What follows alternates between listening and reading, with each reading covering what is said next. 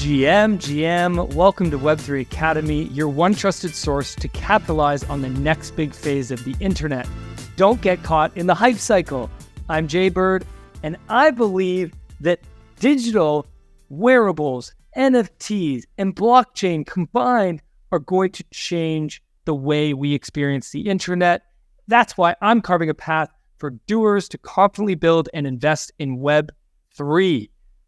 On today's episode, we have two of the co-founders from MNTGE, Nick and Brennan Russo, joining us to talk about their token tech-enabled fashion company that they are building, along with Sean Witherspoon, a famous fashion designer who has designed some of the most famous shoes in the world, some of the most famous Nike shoes. All three of these guys, they've been at the start of internet culture throughout their careers. Both of them worked with Snoop Dogg early. Nick was the one who created Snoop Dogg's Twitter account and first got him onto Twitter until Snoop literally went to Nick and said, yo, give me my Twitter account. I want to start to run it. Then Nick got Snoop into NFTs and was part of dropping his first NFT. Nick was early in Yuga Labs, and Brennan was also super early in the space. And then they started to collaborate and they created MNTGE. And MNTGE is all about fashion, both digital fashion and IRL fashion. And it's a brand that is going to be pushing the limits of the way we experience our fashion in the form of jeans. Their first drop was a pair of jeans, which has an NFC chip in it. You can scan that NFC chip and then claim an NFT on your wallet. With that NFT, you can then get access through token gating to certain experiences. And they're talking about really cool things that they're going to give you access to in the future. And then you get, with the physical jeans, you get a digital pair of those jeans, which you can flex in the metaverse. Now, right now, maybe not so much use case for that, but we talk about in this episode what that looks like in the future of what it'll be like when you can wear something that you own in Fortnite, or in a game, or in the metaverse, so you could truly be yourself in the digital world. This episode is all about the evolution of culture. This episode is a look into how the internet has changed culture so far and where we are going and how important it is to not miss out on this. We are still so early, and if you are listening to this, then give yourself a pat on the back because you're here. You know something the rest of the world doesn't know. And if you stay involved now, especially now when so many people are leaving, when it's a tough time to stick around, the benefits will pay off. You will, like Nick and like Brennan, you will be ahead of the curve, and that'll pay off in your investments, and that'll pay off in your career, that'll pay off in your opportunities in ways that you never knew. This is an incredible episode that I'm so excited for you guys to hear. Let's kick it off with our sponsors and then jump in. The future of social media is here, and that future lives in Web3 on top of Lens protocol. Web2 social platforms are broken and ripe for disruption. You see, the epicenter of social media is the creators, and yet they are the most neglected. Web2 platforms like Facebook, TikTok, and Instagram are all essentially robbing creators of their worth. Creators are a new type of entrepreneur, forming new types of businesses. Yet with Web2 platforms, creators don't own their content or their profiles, and that's their product and business. Instead, they are tied to the platforms they choose to create on. Well, just like how crypto is freeing us from banks, Web3 is freeing us from these centralized platforms.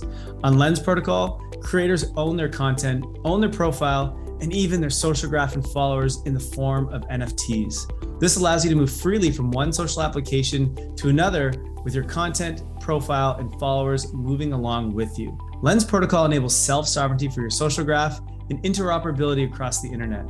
At Web3 Academy, we believe this is the future of social, and that's why we've partnered with Lens to ensure that the path of social media is heading in the right direction. Visit lens.xyz to learn more today. What's up, y'all doers? We're seeing signs on chain of the very early stages of a crypto bull run. There's a big wave coming, and we want to make sure you're on it. Now's the time to capitalize on the opportunity. How, you ask? By starting to practice consistent dollar cost average buys into strong network-based assets like Ethereum and Bitcoin. However, when buying, please make sure to use a trusted exchange. Our newest sponsor, Buy DeFi, is a reliable exchange that offers you a platform to turn your fiat into crypto. They also offer awesome rewards, allowing you to earn up to $2,800 for completing easy tasks like setting up two-factor authentication and verifying your identity. If you're eager to get into the market, get started with Buy DeFi now by visiting buydefi.com, that's BYDFI.com, or clicking the link in the description below. Nick, Brennan, welcome to the show. So stoked to have you both here today. Longtime follower of both of you and of MNTGE.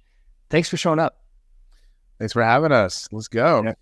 Appreciate you. Let's go. Okay, let's rewind the clock a bit. Before we jump into Web3, I want to start back at the beginning of both your careers or earlier in your careers. You both have been purveyors of internet culture for a while. Nick, you got your start when you built a social media agency, and I think we're probably one of the first to go to large brands and say, hey, we'll build you a Facebook page and we'll build you a MySpace.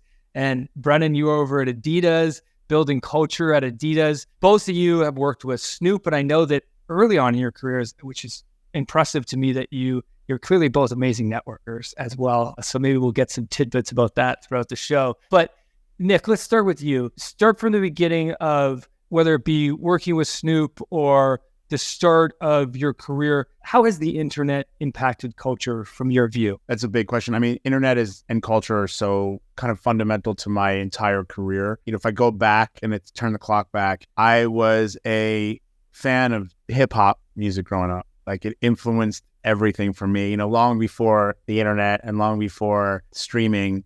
You know, I was influenced by these artists and what they wore and, you know, how they talk, who they connected with and who they endorsed. And so that was a big, just, I don't know if it's a hobby or it was just an influence of mine, right? So as I went through school and high school and college and ultimately law school, I always saw that being part of my world, right? And I didn't have any access to people like Snoop Dogg. I wasn't connected to them, but it was just kind of like part of my routine, what I read, what I listened to, the type of early blogs I would read. So I found myself initially practicing law for a very short period of time. And I found myself in that position where I was like, wow, this isn't how I expected my life to go. And I wasn't great at it. I'm sure I had the capability to become good, but it didn't fulfill me. And I just couldn't wait to get through my day so I could go out at night, you know, go see music or be in a club and be around it. And I don't know what was drawing me there.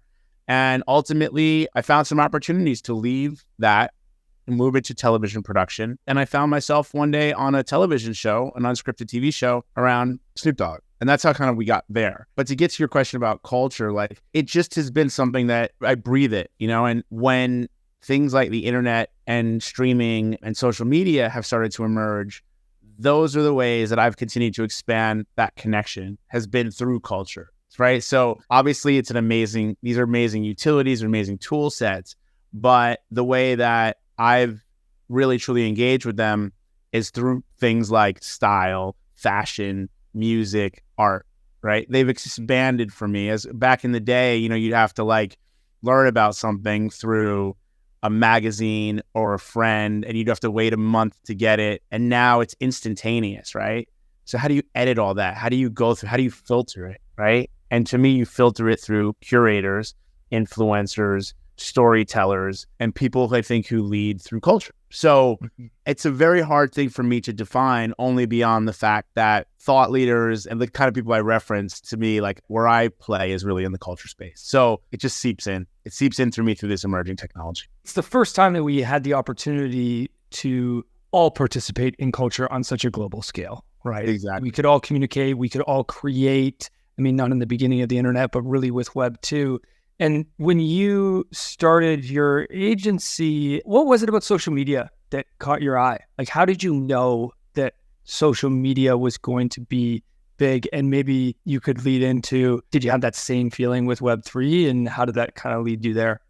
Yeah, I mean, 100%. So I think my really big social media moment was around the time that I really started at Cashmere. At that time, Cashmere was a very small agency that was, I think you said it earlier, but we were building blog posts and MySpace pages, and we were working with record labels and movie studios to create like content, throw parties and stuff like that. It was before really Twitter and Facebook had taken off. They were happening and they were bubbling, and I was on, MySpace and Friendster, but I wasn't a big user, right?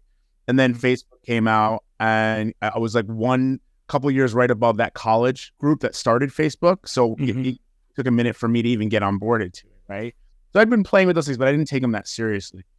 And then I'll never forget, I was in my first couple weeks within the Cashmere organization, and Twitter was exploding. And it was exploding because Ashton Kutcher was competing with CNN about who could get the most followers. So I'm not sure, this is for like the nerd early people who remember, but it was explosive.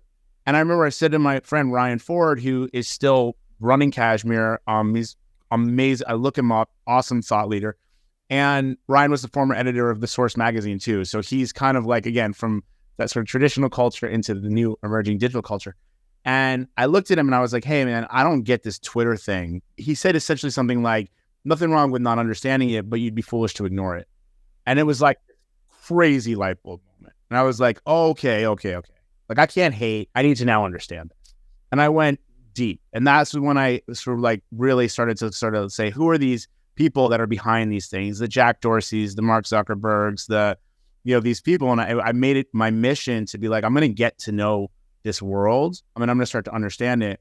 And that was like this sort of crazy transition for me. And that was when I was like, okay, I'm going to use it. I'm going to get on there. I'm going to start to understand it, how to navigate it. And I didn't think about it for myself because I'm working for clients. I'm working for artists, brands. So I'm like, how do you navigate their voices on there? And this is where, again, the Snoop card was amazing because he's very trusting of his team once you earn that trust. He used to make fun of me like Twitter, where you're always talking about Twitter. But once I started to navigate it and started to sort of like be able to like help him use it, and then he would go to shows and fans would be like, oh, I love you. You're so funny on Twitter. And he's like, give me it. I'm doing it all, and then he fully embraced it. I think to answer your question, like that was the time that I realized like this digital momentum around social media. I mean, there's so much that's happened in between. There's so much happened early on, but how we started to use it, like we were like on there creating short form video content before Old Spice, we all know Old Spice. That was like this pivotal moment where they put out 50 videos and they really talked to people. We did that before that, man. We went in the studio, we were on a green screen, and we had Snoop do little snippet shout outs to the most obscure people, like some dude in Scotland or Ireland who grew the biggest vegetable, some swimmer in Brazil or Beckham. And we were like playing, and so we were hacking the internet because people had to follow us in order to see that conversation or follow Snoop. So these are the kind of early lessons that I had, and then obviously to take it to where we're at today, 2017, exposed to what was going on in crypto, didn't fully understand it, but I knew I had to embrace it, did a deep dive. And that was a financial mechanism, didn't have a tool set for me. But then, 2020, Clubhouse, in those rooms, listening to artists and thought leaders and influencers and musicians talk about it. And I was like, oh, there's something here. And I said, in 2007 and 2008, when I started on the social media train, I didn't go all the way in. I used it and I helped build these things, but I didn't fully embrace it. This time around, I said, I'm not going to miss this. And I basically put everything else on hold and went all the way in and really was like, I'm going to understand, how does the blockchain work? What are these different protocols? I mean, how do you use them like the degens are using them? How can you trade the assets? But how can I use them as tool sets for building businesses? And started to advise other companies. And that's when really said, I got to build something now, whether it's win or lose, succeed or fail. I can't look back on this early moment and regret not building something. And that's when called Brennan and was like, hey man, we work together. Like, let's go. And that's where we're at now. I love the conviction. Okay, Brennan, let's jump you in here. So how did you guys originally meet? You're over at Adidas working on culture on their side with athletes and entertainers and musicians. Give us sort of your background and your story and how that led you and Nick to link up. For sure. I was like 23 years old. I was young. And John Wexler, who's how I know Nick, came in by my desk one day and goes, hey, Snoop Dogg's going to be here in an hour and he wants to talk about football. And I was like, well, everybody's at lunch because at Adidas between 11 and 1, everybody goes to lunch. And like, it's encouraged you work out. So I'm like, we got to get some people in here to like present. Like, what do you want them to talk about? What do you want them to see? Do you want to see a deck? And John's like, yeah, do all of it. Do all of it. I'm like clock is ticking. So in a mad scramble, I rush to get everybody into a room, get all the executives, get a hold of them. And then I'm like setting up the room, and I go to leave the room, and Snoop comes in the door, and we're face to face. And I'm like, oh my God. So I like back up.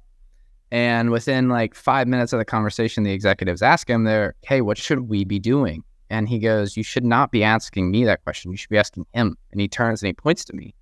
And my eyes light up. I'm like, oh God, like, I shouldn't be in this room. And his bodyguard was standing in the doorway. That's why I couldn't leave the room. But it brought me into the conversation. And his point he was trying to make is like, lean into youth and lean into culture, because they're the ones with their ears to the streets. And they're the ones that know the upcoming rappers. They're the ones that know the upcoming brands. They're the ones that know the trend and can spot it super early because they're a part of it.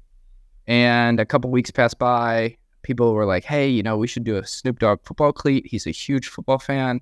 Nobody had followed up on that. And I went to my boss's office. Hey, like, can I take this project on? And he's like, yeah, sure, go for it. Came back to him a couple of days later. I was like, hey, I just want to let you know, we talked to Undefeated. They're willing to sell the cleat in. It's the first time they've ever sold a football cleat. Snoop's on board. The entertainment team's on board. Everybody's on board. All you got to do is say yes. And he looks at me and he goes, you did all of this? I'm like, yeah. And so then from that point, that's when I really started to get to know Nick. We started to work together. That led to 5 years of Snoop Dogg having his own signature football cleat. And he was the first ever non-football athlete from any brand to have their own signature football product. So it was really fun to grow that. It grew from a tiny little one store, one day drop to in every Dick's Sporting Goods football door in America. So that was really cool to see that program grow and to see how that really resonated with the kids, because that project was always culture first. And that was always really focused on the cultural touch points that the consumer wanted. And the consumer at that time was a 16 to 18-year-old high school football player. Damn, doers be doing. Like, you guys are just hustlers. I freaking love it. I love it. Yeah. This is what we're all about here. Let's just talk a little bit about both your entry into Web3. Nick, I got to ask you to tell your story about Jimmy.eth gifting you Apes, as I believe was sort of what got you your first NFT. You tell that story, and then maybe you helped Snoop launch his first NFT, and how did you convince him to do that? Was he in? Did you think you were crazy? Was it just like his Twitter account back in the day where he laughed at you in the beginning and now he loves it? The ape stuff, right. So I think there's a couple moments that happen simultaneously. All those things lead up to that one moment, right? I was really close with a engineer, developer, designer, really kind of a self-taught kid who knew a lot how to do a lot of this stuff on his own. His name was Frankie Nines. And Frankie Nines had actually worked for us like a decade ago, maybe not quite that long, to develop an app. And that app was called Snoopify. And what that app allowed you to do was download sticker cartoon like images and put them on your photographs. And then you would take those photos, and those stickers were like really fun cartoon things that you put over your face, or, you like put a baseball glove on your hand, or for Snoop, a joint in your mouth, and you would then post them to your Instagram, right? And like, it was an early Instagram where not everything was so produced. People just throw photos up there. We kind of hacked the mainframe. Before you knew it, everyone was posting these photos, and this little app was rising the charts. I think we got up to like the top 10, and this is a crazy time. Like, that's like not easy to do. You have to pay for that. And so we did it. That was like this crazy first realization for me that digital assets are something. Now, this is pre-decentralization. So this is meaning that you would buy a sticker for $1, or you buy a pack of stickers. That was a microtransaction in the app. And then 30% goes to Apple. It lives in the app. And once you stop using the app, it fades away. But I remember thinking to myself, wow, people will pay for this, and people want to have fun with this. It's like gaming mechanics. And Frankie understood it really well because he'd worked at Zynga. He didn't go to college. Like, his education was Zynga. And I will say this now, Zynga, where I've seen through Web3, is like grad school for some of the most elite designers and game mechanic people. I think Dapper Labs, a lot of those guys were early Zynga. Anyway, I think like it's almost like college was Zynga and grad school was Dapper Labs. So Frankie calls me up one day in 2020 or 19. And he's like, are you paying attention to Web3 and NFTs? And I'm like, my eyes glazed over. I'm like, I have no idea what you're talking about. And he goes and he pulls out a couple different decks that he'd built. And these are decks that he built in like 2019 that to this day, they haven't even come to fruition in half the thinking. It was crazy. And he was at the time now working at Dapper Labs and working on something emerging called NBA Top Shot and building like early decks and stuff. So like, it's just about like relationships you build early and the stuff that they do. And you may come in and out, and he comes back in my life. He's the one who went online with me and showed me how to set up a MetaMask. And this is the guy who gave me the early education. And I remember just being like, this is too hard, but I did it. And then one day, right around the time that Top Shot's exploding is when I'm like, okay, again, got to pay attention. Call Frankie. Frankie said, hey, I'm going to introduce you to this guy named Jimmy.eth. Jimmy's a whale. And I'm like, okay, whatever. He owns all these crazy NFTs. I'm like, yeah, what? This guy owns cartoon characters, like whatever. You know? And he introduced me to Jimmy, and Jimmy's at that point launching his own business called NFT42, nameless. And Jimmy and I hit it off, and I'm fascinated by this guy who left his job to hike the Appalachian Trail and then decides that, you know, crypto is going to be something and buys crypto kitties. And I'm like, look, who can I introduce you to? How can I help you? And I helped him meet some people who helped him along the way. It was just a really good kind of like mutually beneficial relationship. And then ultimately one day, these are the guys who like, I think at that point, I might have had like bought maybe one NFT. I don't even remember, and a bunch of misses. And I was on a trip with my family, and he's like, hey, what's your wallet? I'm going to send you these apes that I bought last night. I bought 420 of them. Pranksy bought 1,800 of them. I'm like, Pranksy, who are these people? He sends me 3, and they go on my wallet, and that was it. And I'm like, what do I do with it? And he's like, nothing. Okay, cool. It wasn't that long after that. They didn't really go up for a while. It was a few months later when they gave me the dog for owning the apes. And then I was like, oh, now I have this dog that's worth ETH. And that was my first trade. And that was where, you know, I understood what they meant by stacking ETH. And I was like, okay, I got to start doing this.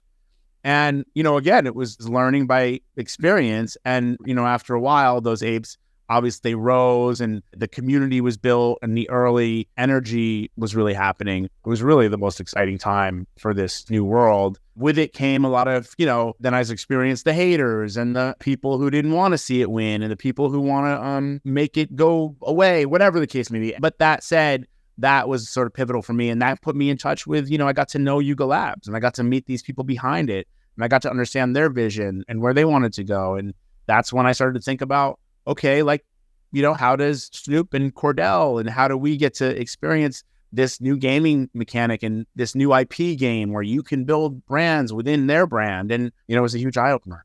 Well, and I've heard you say that when you were working so much with brands, these artists, and bringing them onto social media and then seeing that Facebook and these mega tech companies were basically monetizing our user base and then also not even allowing us to connect with the user base anymore. They were now charging us money to connect and we had to boost posts. I think that's one of the, for a lot of people in Web3 currently, one of the common themes is that they've been rugged in some way by Web2, not by Web3, by Web2, right? They've had that like, I built something and now I no longer have control of that thing and I can't even access my own audience. I get nothing and you get 100% take rate. And it's like, what's going on here? This is a broken system.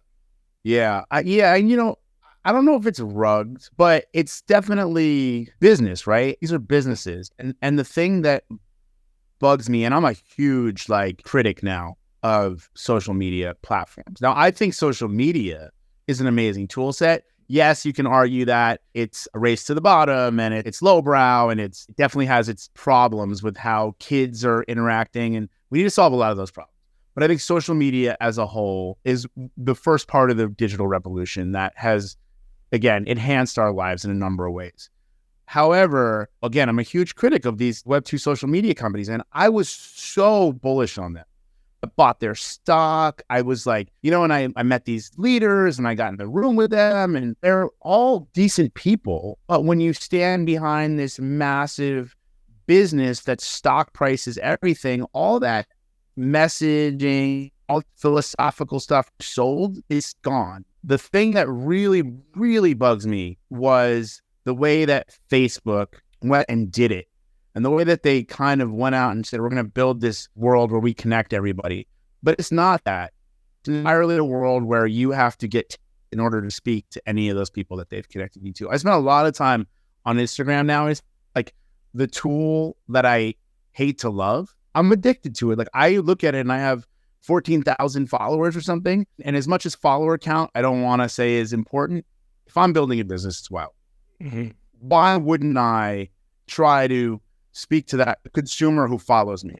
Why not? I want it to grow. I want to have as many followers as I can, right? But if I want to engage with them, I can go on there right now and pay $30 and I'll get not to some hacking system. It has Instagram directly. I pay them $30 and then it gives me a few more people that look at it. And then it hopes that, it's the right wording and it's the right that people will click and then they can say, okay, we can convert you. And I don't even know if those are real followers, so I'm sitting here and I'm like, this is crazy. It's so crazy to me. I'm just so disappointed. And I'm so disappointed in the fact that, Mark Zuckerberg goes on all these podcasts and talks about this future of a metaverse. But at the end of the day, it's a business and it's a business that wants to sell you more advertising and sell more users. So I say that very passionately because I see some sense of being able to rebuild that and restructure that and reuse these tools where it's one-to-one and I can speak to you directly. However, we got a lot of our own problems that we have to get through to get to that point. Yeah, for sure.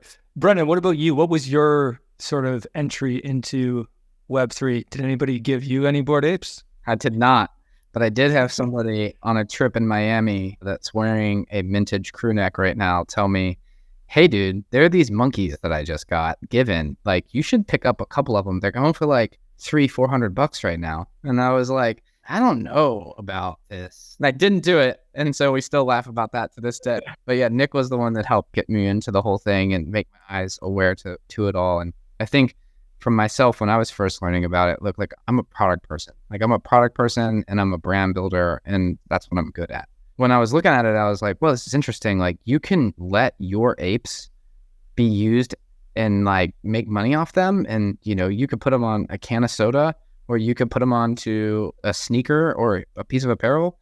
And the answer was yes. And that was to me like, whoa, like what is happening here? And then the more I learned about, CC0, like again, all of those things are very eye-opening to myself that came from the giant machine of Adidas that, you learn that like I spent time in sports marketing and it's like, okay, the talent needs to make sure that they have like 3, 4, 5 sign-offs before something goes live to make sure everything is perfect. But this, you own, even though somebody else put it out, you own that IP. That to me was a real revelation and a real kind of like, what else can I do with this? Where else can I push the limits on that? That was really what got me excited. And then when Nick and I started talking about mintage and just the concept in general, it started around kind of rock and roll t-shirts. And it was like, hey, there's some vintage rock and roll tees. And it was like, okay, but what about the licensing and the branding? And then, from that, it kind of went down the rabbit hole of could we start to explore non-potentially IP-driven vintage? And then that could lead into newer and bigger and better things. And I think that's where things start to get really fun, because then you start thinking about, okay, if it's purely digital, can we do some really cool stuff around like what we did, like an old granny sweater? There's only one of, right? And it's sitting in a closet and it's worth a lot of money and that person's never going to let it go. However, that is also an amazing opportunity for somebody to own it digitally. And that's where we start to all get really excited about how the brand could be built. That's a great lead in to let's talk about MNTGE, this great company that you guys are building. Why did you decide to focus on vintage apparel? I think you're kind of alluding to it with what you just said there, Brennan, but maybe you can give it. I mean, with your guys' background, understanding IP, understanding culture, you could have started any business in Web3. You could have gone in so many different directions. What was it about vintage apparel that got you excited, and how did that come about? So I was working at Beyond Meat at the time, and I was making apparel down at a factory in LA. And I started talking about Web3 with somebody else at the factory who I'd known for a really long time. And Sean was like skateboarding through the factory, and he was like, who's talking about Web3? So we started talking about it. I had never met him before. I had seen his work, obviously, from working in sneakers, but I had never met him personally. So we started chopping it up, and that conversation went on for like 2 hours. And so at the end of the conversation, we switched phone numbers. He had been talking about some things, and I was like, hey, like, you should meet my friend, Nick Adler. He's way more into it than even I am and has taught me a lot of the things. And so then that weekend, we were doing a pop-up truck, a food truck outside of Sean's store up on Melrose. And I was like, hey, Nick, come by. Like, you should meet Sean. And so then I'll hand the mic over to Nick on how that day went. But I think that day was really what set the trajectory of kind of how things started to go in the direction of vintage, because it was the middle of COVID. We were all masked up. And, you know, Nick saw something there that I think sent us down that way. Yeah, I mean, I went over to the store and I walked in and I looked around. This is round 2 on Melrose, and I looked around, and kids, actually all different ages, are coming in. A lot of millennials, a lot of Gen Z coming in, buying t-shirts. These are $60, $80, $100, $200 t-shirts. And I'm like really just sort of floored by it, because these are secondhand t-shirts. But I started to ask Sean about them, and he starts to describe them to me, and he starts to bring up like the tags and the fact that it's a bootleg, and the fact that, you know, it's probably one of 50 and the right kind of fading. And I'm like, you know, he's talking about rarities and traits and provenance. And then he pulled a t-shirt off the wall, and, you know, he's describing it to me. And this t-shirt happens to be $2,000, like a, you know, Madonna t-shirt. And he's telling me about the fact of like, I'm like, why would anyone spend $2,000? Meanwhile, at the time, ETH is like $4,000. So the irony is that house only $4,000. So we flipped it, right? So vintage flipped ETH.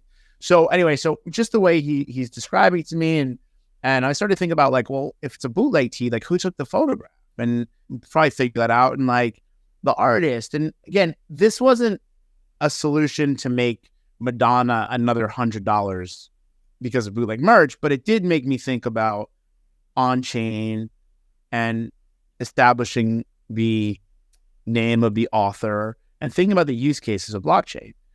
So that was one of the things that went through my mind. The other thing is just about like, you know, these are going to be digital wearables one day, and we're going to want to own the rare stuff in game, maybe more so than the JPEGs. It hasn't proven the model yet, but I still think we're getting to a place where video games like Fortnite and Call of Duty and GTA are going to want to allow you to flex in game and sort of think about like, oh, how do you become that music merchandising person? And the other part was just touring and, you know, what you do in the live experience, having spin around the world with Snoop. How can you enhance that digital experience? So all these things are going through my mind. But at the core is just the fact that this vintage stuff has value. It's not like a new t-shirt that's mass produced on really mediocre blends and sold at scale. Like, these are things that people want to keep and hold and trade, and that, you know, have real kind of real value and meaning because of the story that they told. So I don't want to say like right away we knew what our business was. We just knew that there was something special, and we put it together and we blended it all together. And through the messaging, the storytelling, vintage has started to really lead that and become a really big part of that. And it's kind of fundamental, and it's at the top of everything we do. But I think what we're trying to build here is truly a tech-enabled fashion, right? And we kind of talk about this a lot. Like, our phones right now are technology-enabled. We don't call them tech-enabled phones. Right now, we're calling the fashion that we're building tech-enabled. But I think there'll be a day when it's integrated. IYK chips and vaulting, token-proof, all these new solutions that are being built through Web3. How can we bring them together in meaningful ways? And again, that's through culture. That's through music. That's through dancing. That's through DJs. That's through sportswear, right? We're thinking about that, and we're using this vintage narrative as this sort of tip of the arrow, right? So I say that all to say, like, that's what really excited us, and that's where we started vintage. But I will tell you that the reason that we're super invested in it and why we spent a year building it, and why we, you know, again, we seem like we just came out yesterday, but I expect this thing to go a few more years before we start to even have a little bit more scale. But why we're so invested is like, Brennan, myself, Sean are all fans of fashion, probably streetwear, but fashion, it's so much more fun. I think if we'd have probably put all our brains into something maybe SaaS or like, you know, really, really technical, we'd probably be like out of here. We'd be like, those guys are making money hand over fist through blockchain and Web3. But so you go to my point earlier about being a lawyer, like, it doesn't motivate. Like, I love reading Hypebeast and going to events where young kids are talking about their sneakers, and it motivates me. And I kind of like have other things going on in my life that are still other businesses that I'm attached to. But this just like, I'll spend time for nothing working on this because it's really, really, really fun.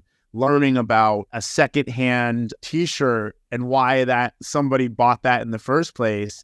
And, you know, yesterday we were talking about a Rolling Stones inspired Grateful Dead t-shirt that's like a grail. That Rolling Stones and Grateful Dead collaborated? No, but they used it as an influence. And so like, these are the kind of things that like motivate me. And then to give it one last thing to nerd out a little bit is that when I look back on, let's say, hip hop, I talked about the artists and the early 90s Tribe Called Quest, Jungle Brothers, these kind of groups that influenced me. As much as they influenced me, I think back on the artwork that was on the cover of their record.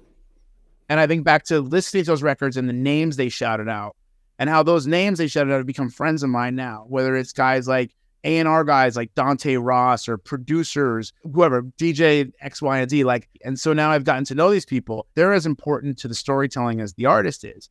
To take it one step further, it's like there's artists who did those record covers, who work for record labels, like who have become now reputable in their own way, whether it's a guy like Eric Hayes who did the EPMD logo, or it's Say Adams who did the Beastie Boys logo. Like, these guys are as big a heroes to me as the artists are. And now I can use this storytelling to potentially create businesses for them, or to put crypto on chain for them to receive as an element of the early vintage item that they potentially created. That was a new item, was potentially free artist swag at the time.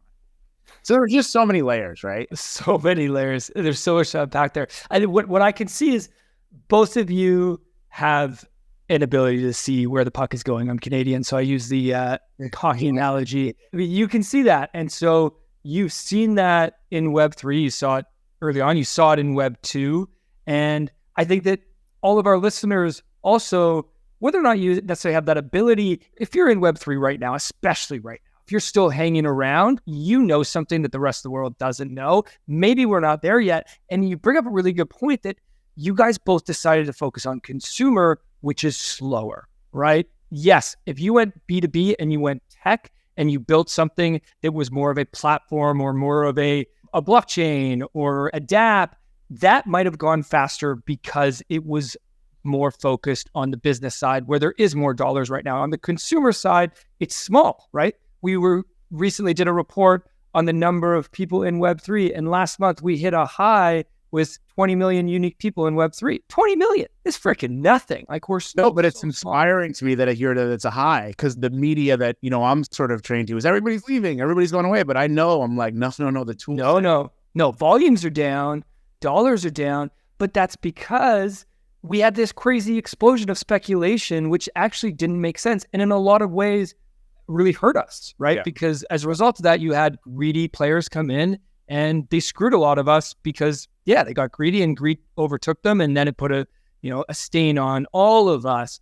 But the free mints that are happening, the gaming assets that are happening, those are the things around identity, and WorldCoin already having over 2 million users scanning their eyeball. I get excited about that's the real use case. Okay, so back in December, I believe, was when you launched Vintage Pass. Mm-hmm. Sold out. Lead us to your most recent drop of the jeans, Fruits and Veggies. I always forget the name because it's so unique. Fruits and Veggies, which fruits and veggies are delicious. And I also should say to our listeners, the co-founder of Mintage is Sean Witherspoon from Nike. So that's who Nick and Brennan are bringing up a few times, a famous designer from the fashion world. Whenever you hear Sean in this episode, that's who we're referring to. Tell us about Fruits and Veggies and use that as sort of a jumping off point of like where you're going with Mintage. Yeah. I mean, Brennan, you should talk about it. I'll say one thing before that, though. I'll say that if the listener base here is a lot of entrepreneurs or people that are starting new businesses, or one thing that this journey has been so incredible for me to get to where we're at is that when you build something new, you set out to build what you think is an idea, right? And you eventually start to realize like, oh, I'm so grateful that I'm building this, because I'm starting to realize like all these other companies I've heard about, like I know what they truly do. Like how can we implement them in what we're building, right? So the journey started by saying, let's embrace digital assets and digital collectibles and NFTs or whatever you want to call them.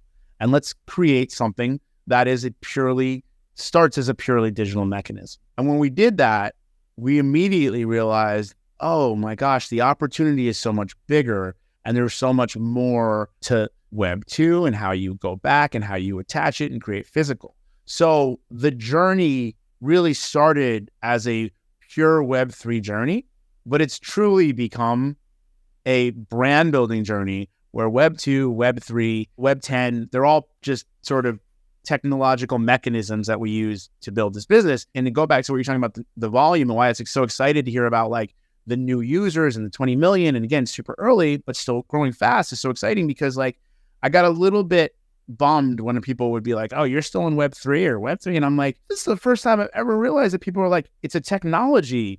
Like, yeah, you don't want to embrace technology? Like yes, there's weird things that have happened and there might be bugs, but like, don't ignore it, man. You're okay to not like it, but just don't ignore it. It's a tool belt, right? Like that's the thing that we always say. You do not start an NFT business.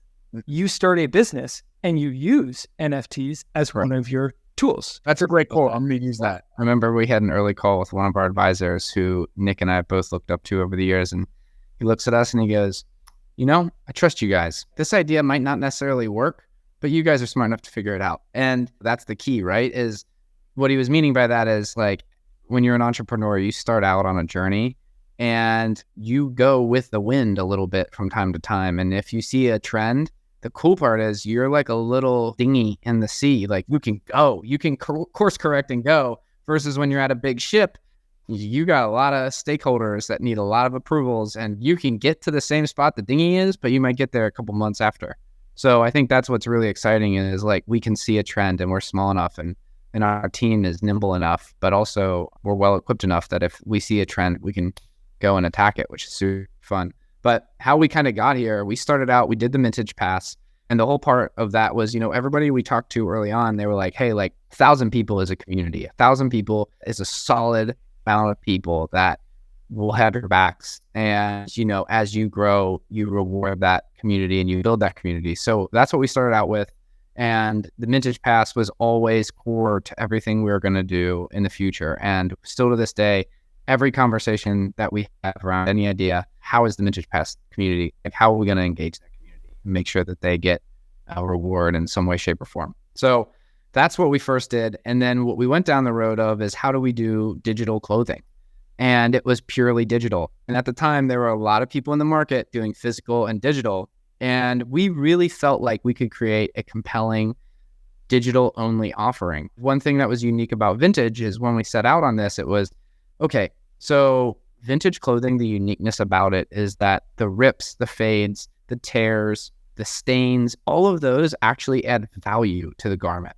And early on, we all looked at each other and were like, okay, if this adds value, then we can't hand draw things. So that sent us down this road of photorealistic imagery. So we ended up getting a camera rig that takes around 50,000 photos of each garment. And that in and of itself was like, we were like, whoa, this took forever to figure out. But it was awesome once we did. So when you see the artwork on our first collection, if you go and look at it, you'll see how that looks. And it's because they're all real photos that then we scaled down to then animate with a former Pixar artist. So the real first task was, okay, we created this amazing artwork. It's stable. It can barely spin. How do we animate it and make it move? Animate it. We made it move. We made it ready for video games. And we created this concept where we found 4 unique vintage pieces that, they were in Sean's vault and he was never going to let them go. They each had their own story and their own narrative. And then from myself in the sneaker days, it was like, okay, we viewed those as our silhouettes. So that was, your Air Force One or your Stan Smith, right? That was your silhouette. And then it was like, okay, how are we going to apply colorways to this? And so it was Web3 offered a really unique journey in how do you create altercations to something. And prior to us in the marketplace, when people would launch a product, there would be one constant and, call it 5 or 6 variables, and they would affect that one constant. And what we decided to do is go 4 variables of a base garment and 3 other variables on the other side, and they could all mix. which created a major strain on our design team. But we, I think, achieved the mission. And when we launched, we had 0 issues. No one brought up any type of issue with the way our factory was set up, where we created a proprietary web app that people could come in and mix their ink in their garment to output a completely new garment. And there was a real artistic value to that. And it was also a way for people to walk around and say, hey, okay, you know, when we do get these in video games and work on that, it's like, okay, cool. Now that one with the mushrooms hanging out of it is a way for people to show status and a way of expression. Just like, you know, when you have a normal black t-shirt or you have a black t-shirt with a print on it, it's a way for you to express yourself. And so we felt that customization and expression was critical to what we did. So it led us into where we are down in the physical and digital route. So what we decided to do with physical and digital is we took the vintage Levi's. So we sourced around 200 pairs of vintage Levi's. We embroidered them with fruits and vegetables. And, you know, what we thought was really unique about the whole experience is no one consumer got the same pair of jeans, right? So every single pair was different, from the fades to the colors to the rips. But the constant was everybody got fruits and vegetables, this really premium embroidery on their pants. And on top of that, we then put an NFC chip in it, which tied it to blockchain. That did a couple of things. One, that allowed everybody to have ownership of those pants. So if you were to resell them on, let's say, a StockX, StockX as a reseller can authenticate them. And also you can track the ownership of those jeans from person A to B to C. And so it helps prevent fraud. It also helps authenticity and the history of the jean. Where we can take that is super fun. I think we'll probably get into that in a little bit, but you can also, from a consumer perspective, tap into that and say, hey, tap your jeans and get this. And that's where we can take it in the future, because that physical token is attached to the physical garment. The Web3 community that's native enough to put it in their wallet, they can have it in their wallet and access it without having the physical. But either way, there's 2 ways to get that token. And that was a real big unlock for us. And where we take it into the future, we'll really double down in that space. You guys aren't messing around. Most people in the space are over here doing like 2D JPEG cartoons. And you guys are building the infrastructure to do like 3D modeling, like thousands of photos. It's crazy. Yeah, it's true, man. It's like, I don't know what the best scenario is, right? Like you look at a lot of like the Web 2 stuff and you're like, wow, simplicity sometimes wins, right? 8 megapixels is like the grail, right? That's like, wow, you made it look as old school and basic as possible, right? Like it's Atari versus Fortnite or Atari versus Epic, right? So we don't know what the right choice is.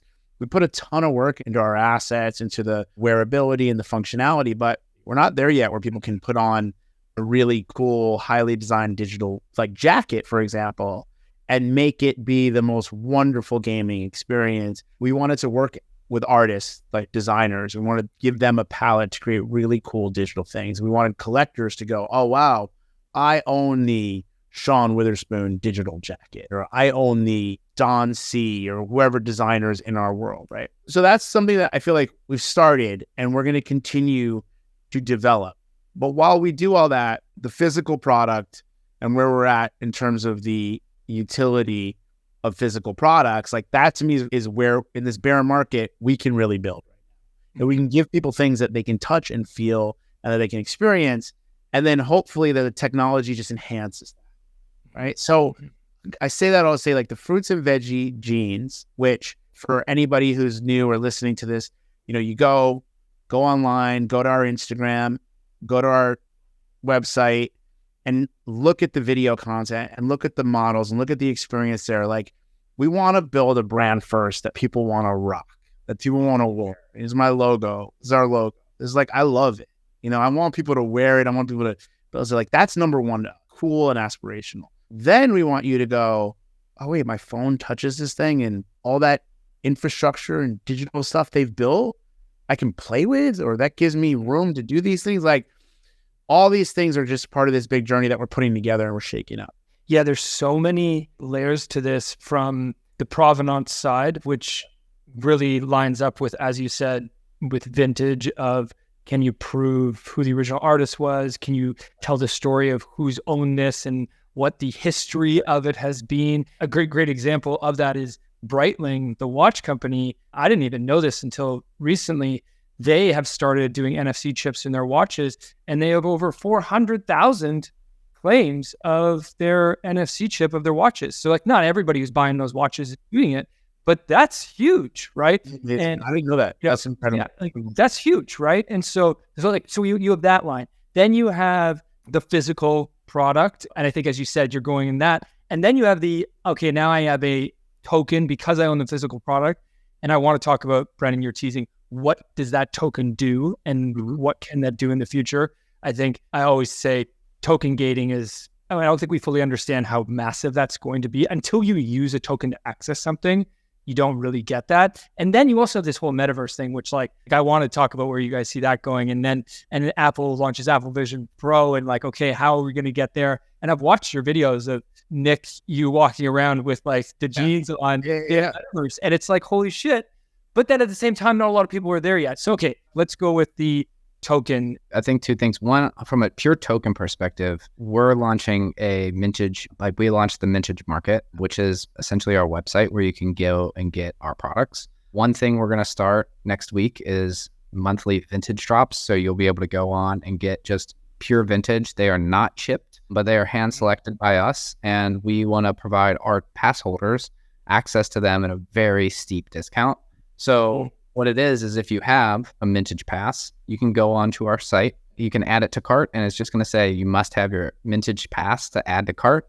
You're going to click that. That's going to give you access to add it to cart and also give you favorable pricing. So it's a really unique way for anybody out there that owns a business that you can allow first access and you can also allow better pricing. So your consumers are not only, in vintage, there's only sometimes one of the article. And so it allows people to go in and get those good items first because there aren't two of them. I mean, it's also another way to give people favorable pricing so that you can reward those people and you really galvanize that community. So I think from a pure token gate perspective, that's a really unique way to use it. And then, at Coachella, one thing that was an eye-opening experience for Nick and I is when we were handing out some samples of the fruits and veggies, we actually made some shorts that we never sold, but they were just like the pants. And when you tapped your phone against it, you could then pull up the token and it would show up on your phone. And for people that were Web3 savvy and Web3 native, you could go and put that token in your wallet. But people that weren't Web3 savvy and never touched it in their life saw it and said, oh, wow. So every time I tap my phone against this, that's how I know what pant number it is. And the answer is yes. And what you can do with that is really powerful. You can say, if you're a brand, you can say, hey, show up at my store and tap tap the jeans, and all of a sudden you can get a percentage off. And so you can start to use the technology in a really functional way that rewards both a Web3 savvy person and they say, hey, I have the token on my phone, but also a non-Web3 savvy person that's just wearing the clothes into a store that says, hey, tap my jeans, and I still get the exact same thing that somebody would have the token. Is there plans for partnerships around these tokens? Can you tell us at all about those?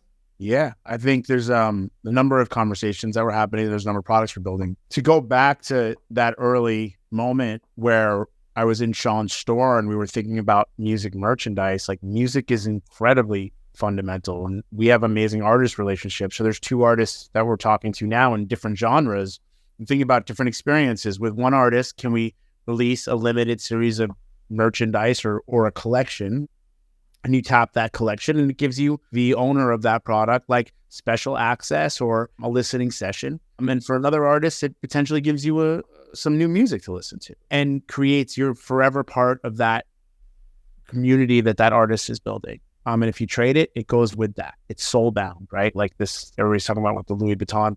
So that's on the artist side. And then as you think about, continuing music, you think about a festival, how do you partner with a festival overall and create better experiences for that consumer in that festival? And then as we go to bigger brands, we think about like, what is that brand experience, and to kind of talk about token gating, like you said it, like it's so big. We had our QR code moment and we had our moment where people said, oh, I can use my phone to engage. I think something elevates it so much with the token in the product and the touching and the getting close and feeling it, the tapping. And we saw today, Adidas announced that the Fuocious shoe, again, is going to be token gated, right? So we're there. That kind of moment and that shift is happening. We want to just be best in class at it and be, very, very, very specific in how we use it and create epic experiences. Amazing. So let's talk a little bit about the digital wearable side. It's very interesting to me that from a business standpoint, you guys, I love that you brought up the necessity to pivot constantly when you start a business. You write a business plan and then a month later you throw it out and you try something different, especially in new tech and in new space. Where are we at now with the metaverse and with digital wearables? I know we all saw that Nike and EA just partnered, and there's an example of, you should be able to bring your Air Force Ones into EA games in the future, but we're not like interoperability in gaming. Like, I feel like we all keeps talking about it, but I haven't really seen it yet. And then also not even just gaming, just spending time in the metaverse. If I'm spending time in the metaverse, I want to be able to, flex and be my own style and be my own identity, but I'm not quite there yet. So yeah, I'm just curious how you guys think about it now and in the future. Yeah, I think you nailed it with the Nike thing. Consensus is a conference that goes on every year in Austin. And I think it's very key to emerging Web3 technology. And last year, I think you were seeing a lot of discussion about the metaverses and the, new emerging NFT communities like Doodles and Apes. And then this year I went back and it was a lot of discussion about Starbucks and Reddit and Nike. And I think you saw this shifting conversation that I thought really was summed up by the NFTs from digital collectible to consumer management software, to CMS, right? And I thought that was really interesting. I was like, oh, wow, like we're thinking now about how is this technology used for NFTs and that, but also like used to manage things, like kind of like how we're creating vintage. But the Nike thing and what they're doing has been such a aha moment for me where I'm like, wow, like they have the ability to take these massive partnerships and create this sort of network across games, right? I don't see games like some of the big game publishers opening themselves up and saying, yeah, you own your gaming assets. We're going to accept NFTs. We're not going to worry about regulators. Like there's just so many complications. Regulatory stuff is still being figured out.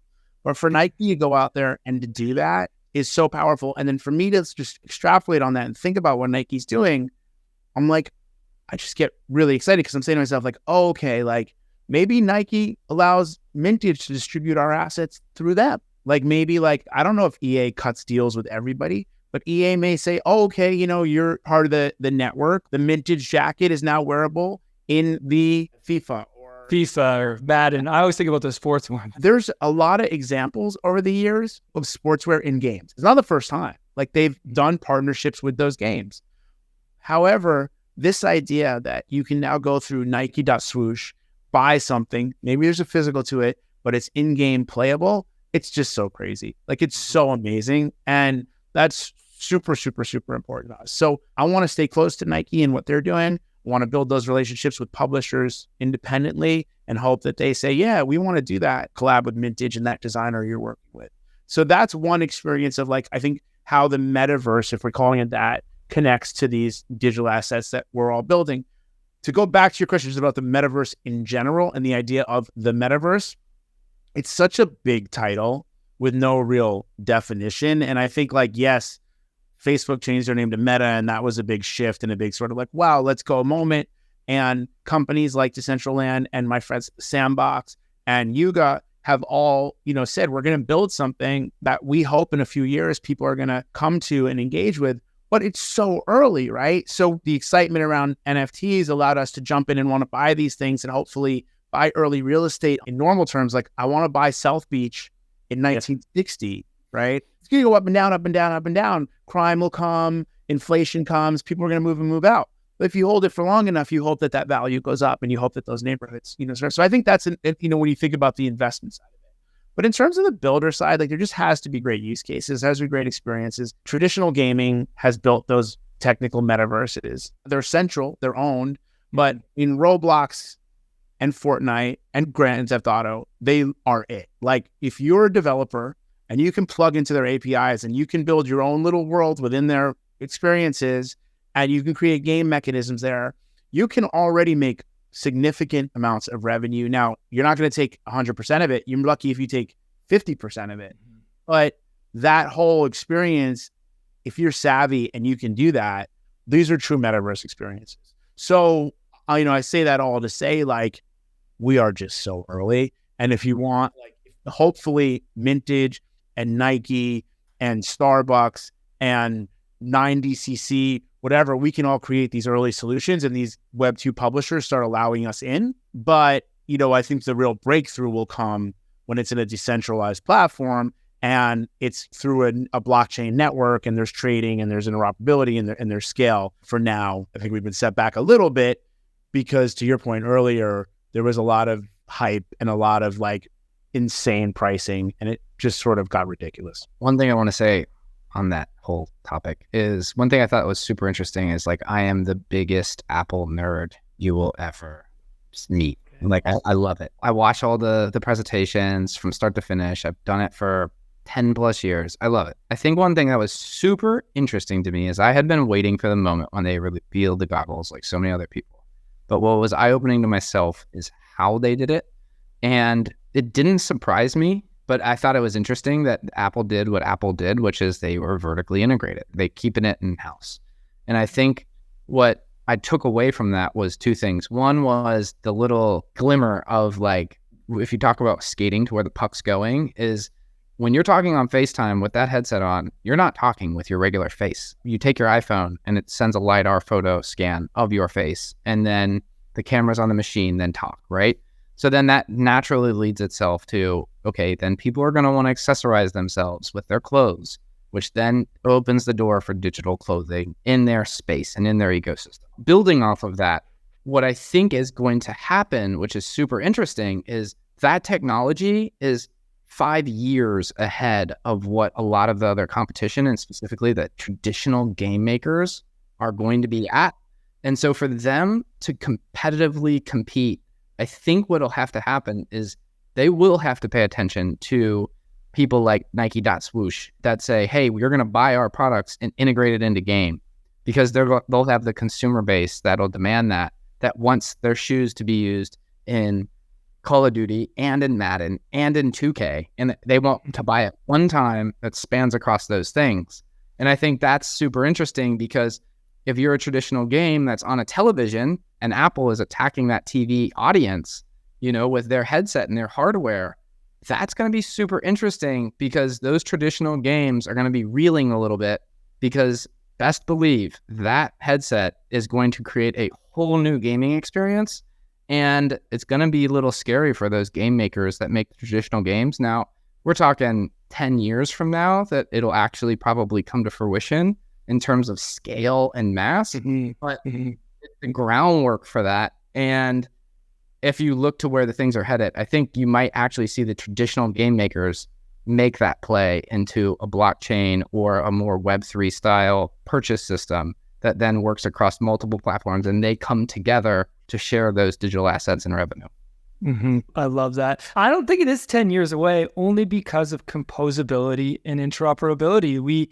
When you are building in Web3, you all of a sudden don't need to build everything yourself, and you don't need to hire a lawyer or make a partnership NDA in order to use somebody else's tech. It's all just interoperable and it's all composable. And so I think it's going to move faster than we think. But on the metaverse side, you do bring up the hardware is definitely needs to get there too. And so we need the hardware, we need the software. We also need way better internet speeds so that we can have thousands of us all in the same metaverse experience at the same time, right? Like now, Fortnite, you can only have 100 people in a space at once. Like that's still so small. Yuga obviously achieved 5,000, I think, in their last release of their metaverse. So it's still pretty small. Quick question, and then I want to get on to upcoming drops that you guys have before we wrap. Are either of you going to pay $40,000 for a Louis Vuitton? It's interesting. Like I would, but it's an interesting time. Knowing some of the stuff that we spent in the earlier market, there's not a question that I would want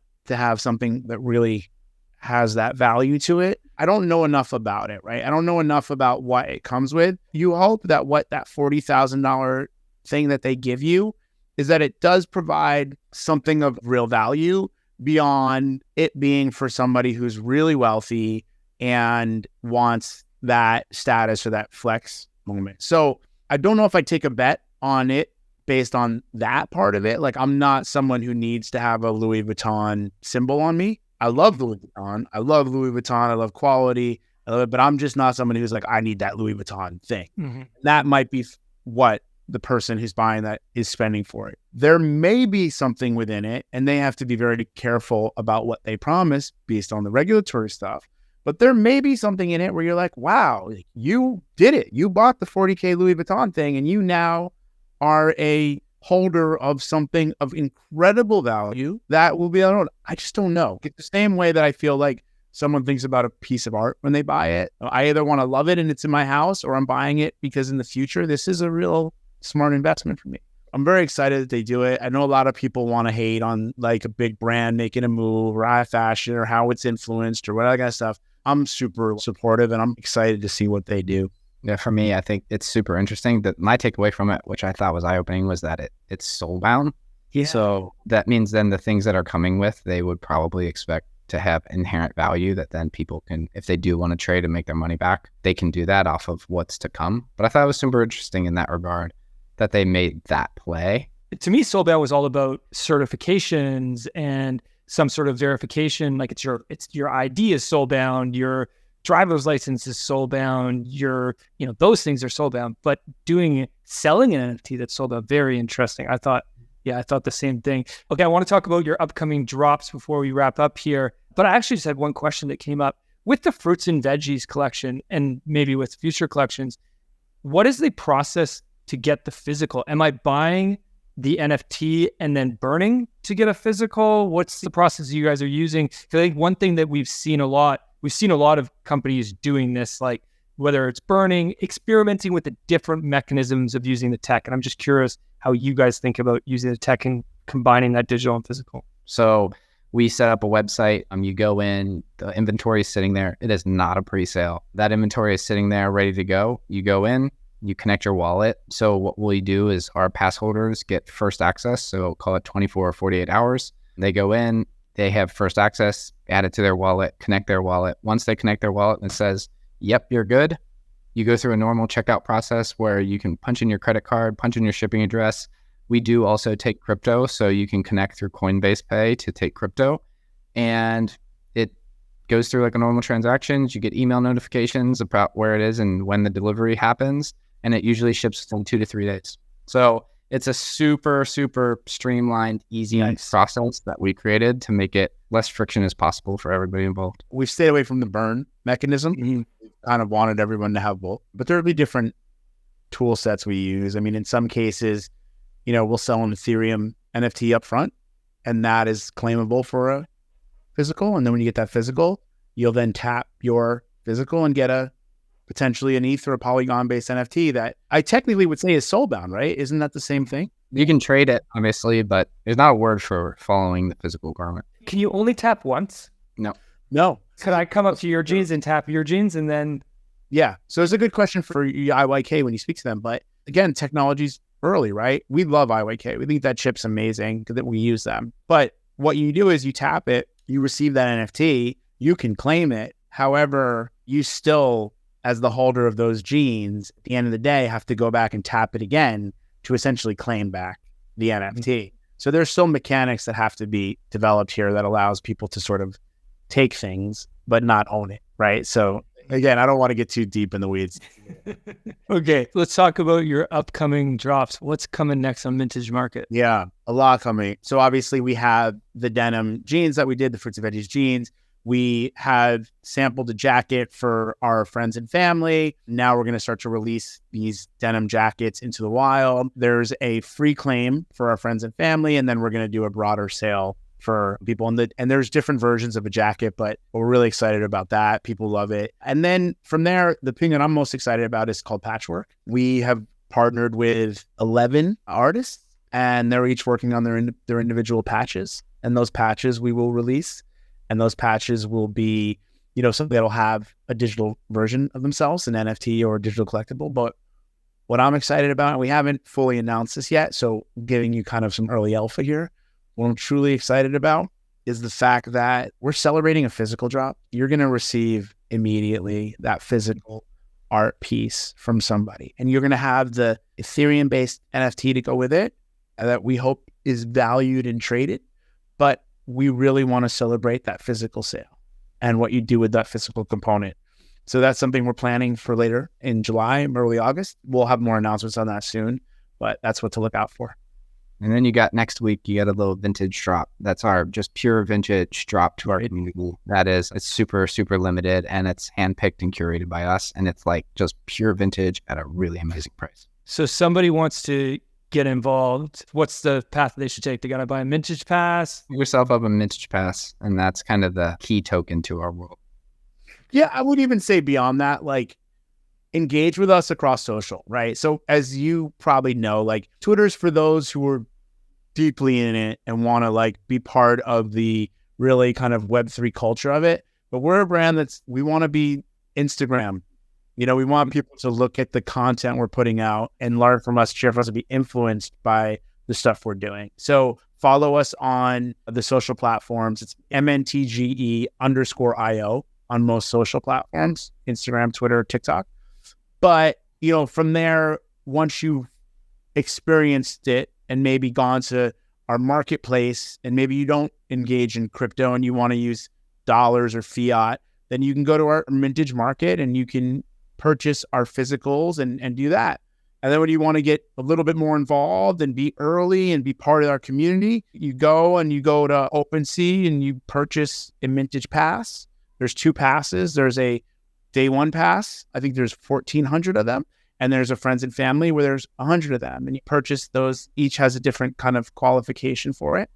And then, you know, then you join our Discord. And you're in our Discord and you're part of our community. And you're engaging with our mods who will, you know, are a little bit more hands-on and potentially have community events or come to, you know, experiences we create. And that's where we're leaning into that, the core day 1 community and friends and family community. But you don't have to come all that way. Like, we truly want to be a brand that you just may want to rock the t-shirt that Sean Witherspoon or some other designer may have had some influence in creating. And with that comes maybe your first digital collectible that you didn't have to go and purchase over the chain. You just happen to get through your phone. So that's the way we're sort of want to engage. Amazing. We'll put the links that you mentioned in the show notes. Okay, I know we're a few minutes over time, but I'm going to take a little bit more of your time with a quick couple of fun questions. We always finish with a speed round on the show. I'll ask a question and only one of you has to answer it, and so you can decide who answers it.